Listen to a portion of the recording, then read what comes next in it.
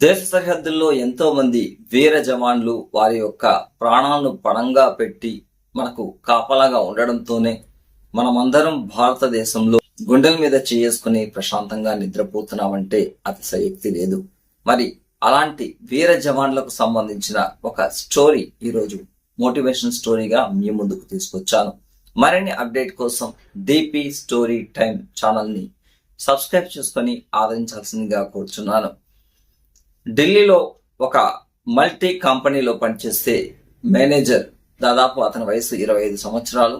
తను weekend tourist కోసం చెప్పి విహారయాత్రకు తన కుటుంబంతో పాటు లడఖ్ వస్తాడు. లడఖ్ వచ్చినప్పుడు ఒక 28 ఏళ్ల వయసు కలిగిన యువకుడు డ్రైవర్గా అతనికి వస్తాడు. అతనితో ఈ విహారయాత్రకు వెళ్తూ డ్రైవర్తో మాట్లాడుతూ వెళ్తాడు. మరి ఈ వేసవి విడిది అయిపోయిన తర్వాత మీరేం చేస్తారు, ఇక్కడ ఎక్కువగా చలిగా ఉంటుంది కదా, ఈ చలి ప్రాంతం నుంచి మీరేమన్నా ఢిల్లీకి అట్లా వెళ్తారా అని అడిగాడు. అందుకు ఆ డ్రైవర్ అన్నాడు, లేదండి, నేను ఈ లడఖ్ను వదిలి వెళ్ళే ప్రసక్తే లేదు, నేను ఎప్పుడు ఇక్కడే ఉంటాను. మరి బీభత్సంగా ఉంటుంది కదా ఇక్కడ చలి, ఎలా ఉంటారు మీరు అంటే, లేదండి, చలికాలంలో నేను లడఖ్ నుంచి దాదాపు 250 కిలోమీటర్ల దూరంలో ఉన్న సియాచిన్ అనే మంచు ప్రాంతానికి అయితే వెళ్తాను.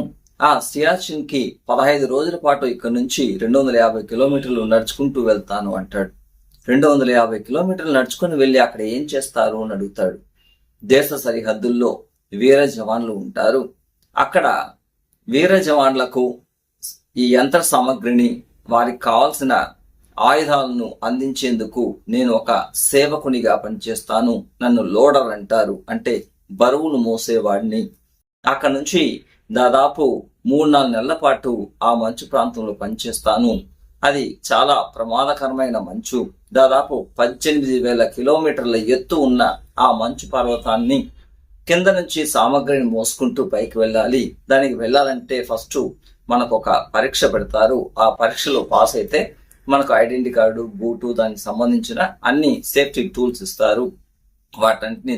వాటన్నింటినీ ధరించి వాళ్ళు ఇచ్చే ఆ బరువును, అంటే సుమారు ఒక వ్యక్తికి 15 కేజీల బరువును మాత్రమే ఇస్తారు. ఈ 15 కేజీల బరువును కింద నుంచి 18,000 అడుగు ఎత్తులో వెళ్ళి అక్కడ సైనికులకు అందజేయాలి. ఇలా ఎందుకు చేయాలి? ఇప్పుడంతా చాలా వరకు ఆ స్నో ట్రావెలింగ్ ఉంది కదా, దాంతో తీసుకెళ్ళొచ్చు అని మీరు అడగచ్చు. కానీ అలాంటివి శబ్దాలు వస్తాయి కాబట్టి శత్రువులకు వినిపిస్తాయని వాటిని నిషేధించారు. కేవలం మా ద్వారానే ఈ బరువునన్నీ కూడా మోసుకువెళ్ళి అక్కడ సైనికులు ఇచ్చే విధంగా నాలాంటి వాళ్ళు చాలా మంది యువకులు అక్కడ పనిచేస్తూ ఉంటారు అని చెప్పాడు.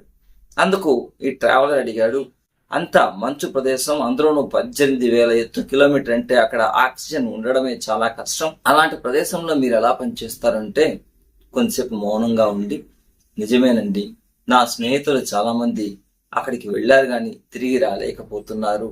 ఇలాంటి పరిస్థితి కూడా ఎదురవుతుంది మాకు. మా ప్రాణాలని పణంగా పెట్టే మేము పనిచేస్తాము అంటాడు. అంటే ప్రాణాలను పణంగా పెడుతున్నారంటే ఖచ్చితంగా మీకు లక్షల్లో జీతం ఉంటుంది అని అంటాడు. లేదండి, మా జీతం 18,000 మాత్రమే. 18,000 దాదాపు ఈ 4 నెలలు పనిచేస్తే ఆ వచ్చిన డబ్బును కూడగట్టుకుని మిగిలిన 6 నెలలు ఇలా నేను ట్రావెల్ పని చేస్తూ వచ్చిన డబ్బుతో నా కుటుంబాన్ని పోషిస్తాను. నాకు వృద్ధాప్య దశలో ఉన్న తల్లిదండ్రులు, భార్య, 2 పిల్లలు ఉన్నారు అని చెప్తాడు. అతని కంట్లో నీళ్ళు వస్తుంది. ఎందుకంటే 18,000 కిలోమీటర్ల ఎత్తులో కేవలం రోజుకి 600 రూపాయల చొప్పున అతను పనిచేస్తున్నాడు అంటే వేతనానికి, ఇది గర్వించదగ్గ ఒక విషయం.